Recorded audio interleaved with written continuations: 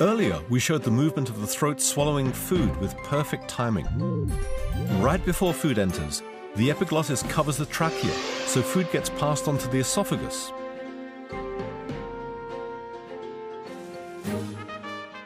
The act of swallowing is controlled by the cranial nerves and is a perfectly coordinated reflex that takes a mere half a second.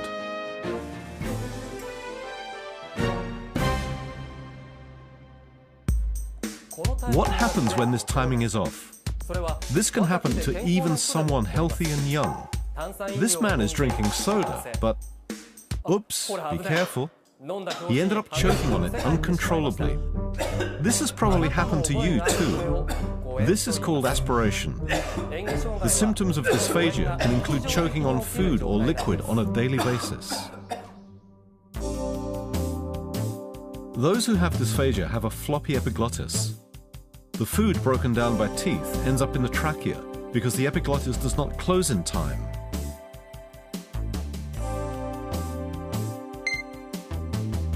Or because the swallowing does not take place while the epiglottis is closed. This is what causes aspiration.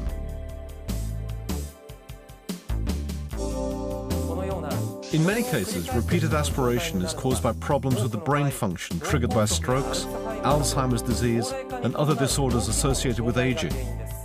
Aspiration should not be taken lightly, as it can lead to serious cases. This is an X-ray image capturing the mechanism of aspiration.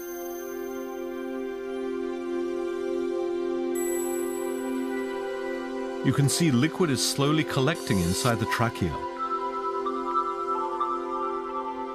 Trying to swallow, the patient ended up choking.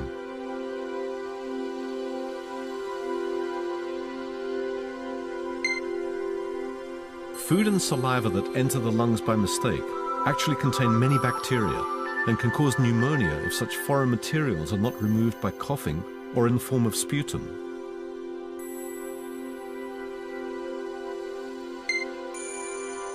Currently, it's estimated that 20% of elderly people in need of nursing care experience difficulty in swallowing.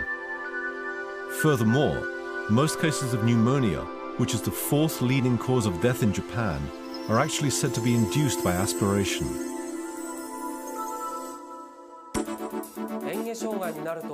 Dysphagia can make eating a challenge. So then, how should people with swallowing difficulty obtain nutrients? One solution is to be on a dysphagia diet.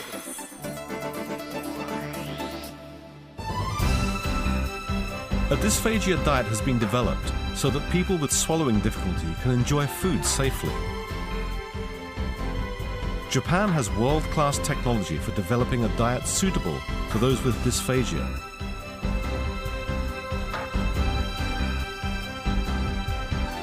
A dysphagia diet features three key physical properties.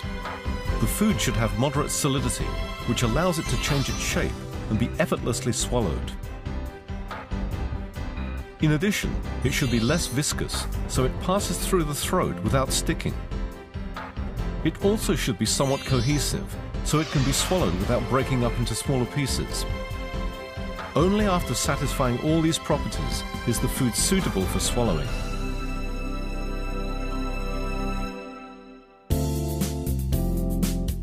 The high level of technology is also reflected in the cooking method. In the past, a dysphagia diet often was prepared by simply blending the ingredients.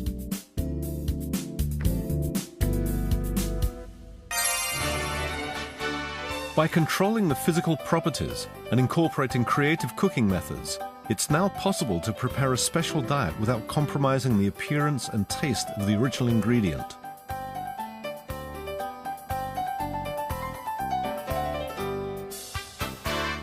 Everything in the salmon meal is processed and gelled.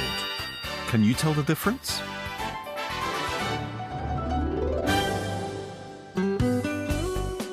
We had a food expert involved in the development of original recipes try dysphagia food.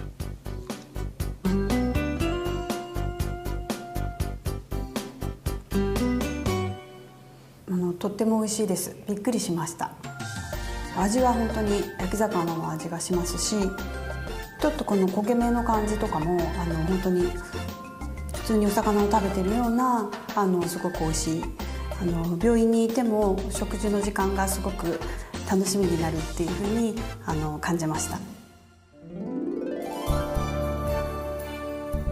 Many reports indicate that the introduction of such a special diet has actually increased patients' appetite.